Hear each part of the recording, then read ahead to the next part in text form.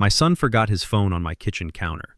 That's how I found out he was planning to sell my house and put me in a nursing home. I'm Walter Brennan, 66 years old, retired mechanical engineer. I built this wood frame house in Portland, Oregon, with my own hands, starting in 2001. I raised my only son in it, and on a Thursday evening in early fall, I stood in my own kitchen and listened to him price me out of my own life. Ethan had stopped by after work, said he just wanted to check in on Dad. We had coffee at the kitchen counter, the counter I'd installed myself by lamplight after my regular shifts, because we couldn't afford to hire anyone back then.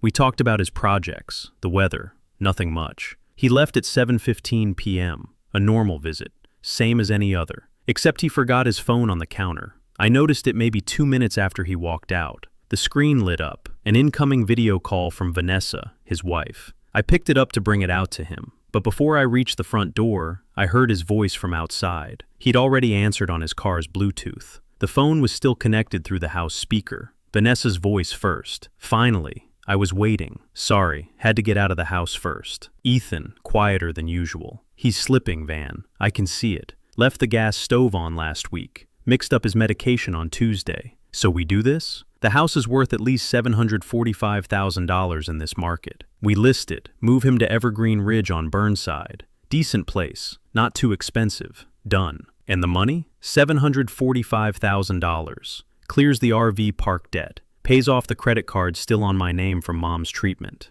And we've got a cushion. A short pause. Then Ethan's voice, calm as a project report. Problem solved. I stood there, holding my son's phone. Problem solved. I set the phone down on the porch railing and walked back inside. I didn't chase after him. I didn't call out. I didn't say a word. I just stood in the kitchen of the house I had built and felt something go cold in my chest. My wife, Margaret, passed 2 years ago. Breast cancer. She was 61. After she died, this house got very quiet. I kept her library card on the nightstand, her bookmark still marking page 189 of the mystery novel she never finished. I told myself I was doing fine, keeping busy, managing. Turns out I was just waiting to find out what kind of son I'd raised. Now I knew. I walked to the home office and sat down at my desk without turning on the light. Just sat there for a while. Then I opened the bottom drawer, the one with the important papers I never threw away, because Margaret always said, "You never know when you'll need them." She was right about most things. I found the loan paperwork first. 7 years old, $38,000. Ethan's first business loan when no bank would touch a 30-year-old trying to go independent in commercial real estate. I'd put my name on that line without hesitating for a second. I remembered the day we signed it. He shook my hand across the desk at a regional bank and said, "Dad, everything I have starts with you." I'd been proud of that, proud of him. I also found something I hadn't gone looking for. Stuffed between 2 old folders were bank notices, the kind with red print at the top.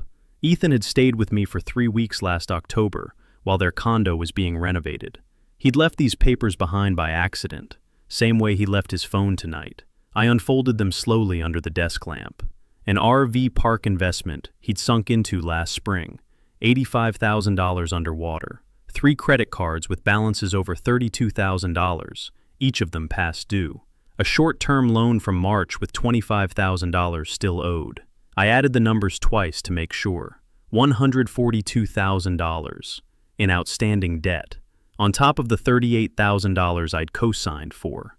I sat with those papers for a long time. Then I understood the full picture. This wasn't just greed. Ethan was drowning, and he'd looked at my house like a life raft. The $745,000 would clear his debt, pay off his guilt about his mother's medical bills, and give him and Vanessa a fresh start. And I'd be at Evergreen Ridge on Burnside, out of the way, grateful for whatever visits they managed to fit in. I folded the notices and put them back in the drawer. I didn't say anything to anyone. I went upstairs, turned on the hallway light, and walked through my own house like I was seeing it for the first time. The kitchen, where I'd installed the granite counter by hand. Margaret had picked the pattern, said the gold veining reminded her of morning light. The living room, with the bay window I'd built during 6 months of overtime. Margaret had sat there almost every evening with her mystery novels and a cup of tea, reading glasses on the end of her nose. That window wasn't a construction detail. It was a promise I'd kept. Upstairs, I stood in the doorway of Ethan's old room, Still the navy paint he'd picked out at 14. A shelf of baseball trophies. The small desk I'd built to fit under the window.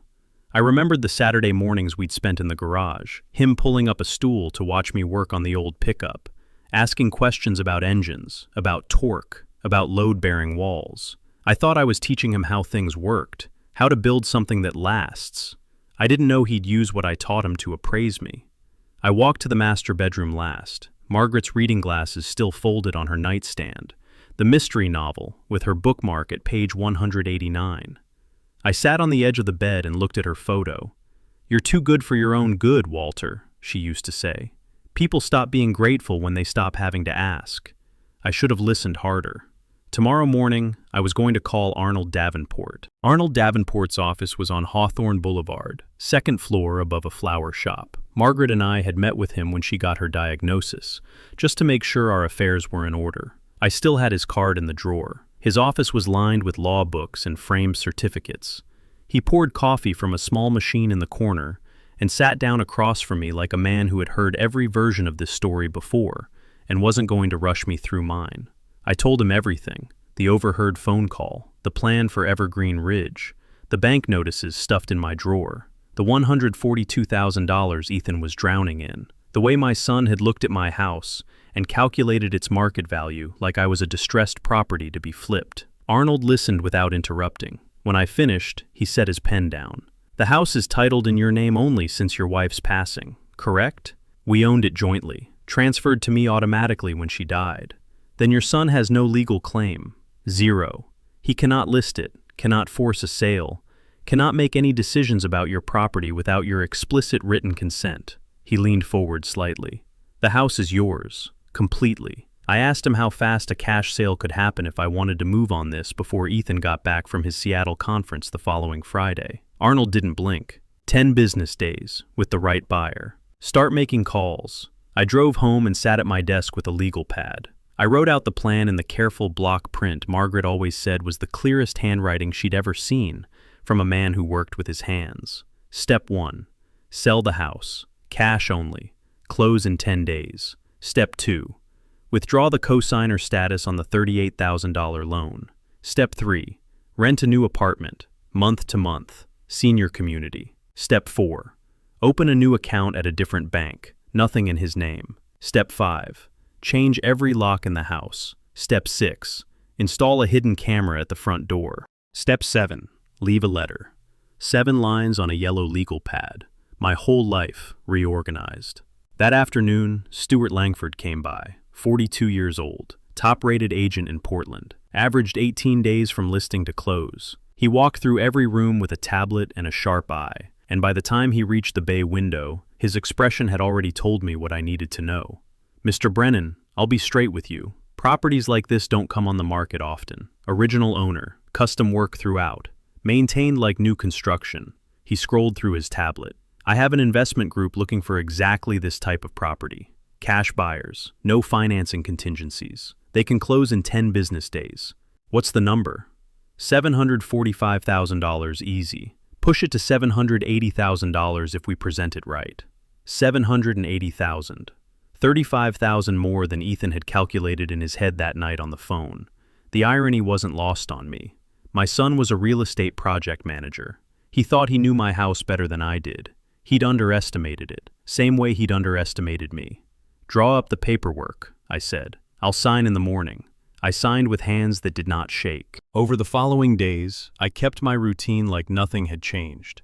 I answered Ethan's check-in texts, the same as always. "Doing fine, thinking about planting tomatoes this weekend." Short, warm, grateful sounding. He had no idea I was one step ahead of him on every front. Day 6. I called the regional bank and asked for the commercial lending division. I formally withdrew my guarantor status on the $38,000 loan, effective immediately, per the terms of the original agreement. The woman on the phone was professional and calm. She told me the primary borrower would be notified within 3 business days. "Thank you," I said. "Have a good afternoon." Second piece of the puzzle in place. Day 7. I went back to Arnold Davenport's office to review the closing documents. Title search clear. No liens. No complications. Cash transaction meant no appraisal delays. No lender conditions. Arnold walked me through each page the way he always did. Thorough, no shortcuts. When I signed the final page, he looked up. "You sure about this?" "I built it," I told him. "I can sell it." He nodded once and didn't say anything else. Day 8. I called a senior community in the Hawthorne district. A woman named Beatrice Holloway managed the property. Quiet grounds, month-to-month lease. A furnished one-bedroom available for immediate occupancy. I told her I'd take it. I met her there that afternoon with a check for first month plus deposit. She handed me 2 keys and asked if I needed help with the move-in paperwork. "I've handled more complicated paperwork than this on a single Tuesday." She smiled like she believed me. Day 9. Earl Covington, emergency locksmith, arrived in a white van, took one look at the original brass hardware I'd installed 15 years ago and said, "Whoever put these in knew what they were doing." That was me. He swapped everything: front door, back door, garage side entrance. New silver locks, 3 copies of each key. $450, cash, no paper trail. The new locks clicked differently than the old ones, more mechanical, less familiar. That felt right. Day 10, closing morning. I wore the navy suit Margaret had picked for Ethan's college graduation. She'd said it made me look like a man who knew what he was doing. I figured she was right then, and she was right now. Stuart brought the notary, Helen Kingsley, and coffee for everyone. The buyer's attorney double-checked every document without apology. I respected that. Arnold sat beside me and handled the paperwork the way he handled everything. Methodical, no rushing. Sale price, $780,000. Cash purchase, clear title. I initialed where indicated and signed where required. Each signature felt like a chain coming off, one link at a time. The wire transfer confirmation came through that afternoon. $780,000, less closing costs, deposited into my new account at a new credit union. More money than I'd ever seen in one place. More than Ethan had estimated that night on the phone. And he was a project manager in real estate. He thought he knew my house better than I did. He was wrong about that too. Friday morning. I was up before 6, made coffee in the small kitchenette of my new apartment, and stood at the window while Portland came awake. Ethan's flight from Seattle was due in around 3 p.m. He and Vanessa would be at the house by 5 at the latest. I had time. I showered, dressed, made a simple breakfast. Eggs and toast, the same thing I'd made myself every Friday morning for 30 years. Then I sat down in the chair near the window with my phone and opened the camera app. The feed was clean and steady. Empty entryway, front door. The white envelope still taped exactly where I'd left it. Ethan's name facing outward in my careful block print. The motion detection was armed. The battery was fully charged. I waited. At 5:08 p.m., my phone buzzed. Motion detected. I leaned forward and watched the screen. Ethan's black SUV pulled into the driveway. He and Vanessa got out, moving easy, relaxed, the way people move when they think they're coming home to something that already belongs to them. Ethan pulled 2 suitcases from the back. Vanessa had her phone in her hand and a garment bag over one shoulder. They walked up to the front door together. Vanessa reached it first, dug her keys out of her bag, found the right one, put it in the lock. It didn't turn. She frowned and tried again, jiggling it slightly. Then she pulled it out and looked at the key like it had done something wrong. "That's strange. My key isn't working." Ethan set down the suitcases and tried his own key. Same result. He tried the back door while Vanessa stood at the front. I watched him on the camera, walking back around the house. His face had changed. The relaxed airport expression was gone. Back door's locked. Garage remote isn't responding either. He looked at the front door hardware, then at Vanessa. "These are new locks. Someone changed these locks. That's not possible. Your dad doesn't even know any locksmiths." "Vanessa." His voice was low and steady. "These are brand new. This is not an accident." Vanessa walked around the side of the house. A minute later, I watched her climb through the kitchen window I'd left unlatched, jacket catching on the frame. Moments later, the front door opened from the inside. Ethan carried the suitcases in. They both stopped in the entryway. The white envelope was right there, eye level, impossible to miss. I watched Ethan reach up and pull it down slowly. He turned it over in his hands, looked at his name in my handwriting, and opened it. Vanessa read over his shoulder. I watched their faces go through several things in quick succession. Confusion first, then the specific kind of stillness that comes right before something breaks. "He sold the house. Vanessa's voice came through sharp and clear. Ethan, he actually sold the house. $780,000. Ethan didn't respond. He was already calling my phone. I watched him do it on the camera and felt my phone buzz in my hand at the same time. I let it ring through to voicemail. Vanessa was on her own phone now. I heard her say Arnold Davenport's name, then a long pause. Whatever she heard, she went very still. She turned to Ethan. The cosigner on your business loan. He withdrew it last week. The bank has already started the review. The $142,000 is fully on you now. No guarantor. Ethan sat down on the bottom stair, the same stairs he'd run up and down 1,000 times as a kid. He put his elbows on his knees and looked at the floor. He knew, Ethan said quietly. He knew about the debt. I turned off the camera. I had seen what I needed to see. I turned off the camera and set the phone down on the kitchen table. Then I walked to the pantry and took out the bottle of Bordeaux I'd brought from the old house. A 2019 I'd been saving. Margaret and I had bought it for a special occasion that somehow kept not arriving. We were going to open it when Ethan's business turned its first real profit. Then when he got married. Then when the timing was right. The timing was never right. And then Margaret was gone. And the bottle sat in the rack for 2 more years while I waited for a reason. I opened it now. I poured a single glass, carried it to the window, and looked out at Portland turning gold in the late evening light. I raised the glass toward Margaret's photograph on the dresser. I kept the promise. The wine was good. The apartment was quiet. Outside, the city moved through its ordinary Friday evening, indifferent and steady, the way cities do. 3 months later. My morning started at a small coffee shop 3 blocks away. A young barista named Jasmine Holbrook, 24 years old with pink streaks in her hair, makes my coffee strong without asking twice. I sit by the window, read the paper, and watch Portland wake up. I haven't spoken to Ethan in 12 weeks. He called 4 times the first week. Voicemails, all of them. I didn't return them. 2 weeks in, he sent a long email.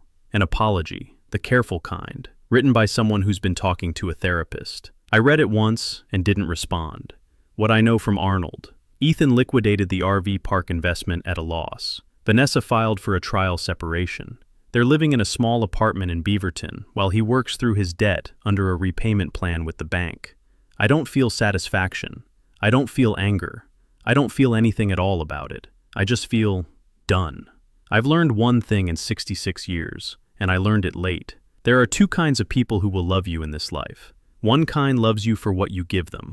The other kind loves you for what they can take from you. The difference isn't always obvious, until the moment it is. If you've built something with your own hands, something you earned through years of work and sacrifice, don't be so grateful for someone's attention that you hand it over to people who are already spending it in their heads. You have more options than they want you to know about. You're sharper than they think. And it is never too late, not at 60, not at 70, not at 80, to choose yourself. Margaret told me so many times, people stop being grateful when they stop having to ask. She was right. She was always right. If this story reached you tonight, it reached you for a reason. Share it with someone who needs to hear it. Leave a comment and tell me where you're watching from. I read every one. And if you've got a story of your own, a moment when you finally chose yourself, I want to hear it. Walter Brennan has left the building. He isn't coming back.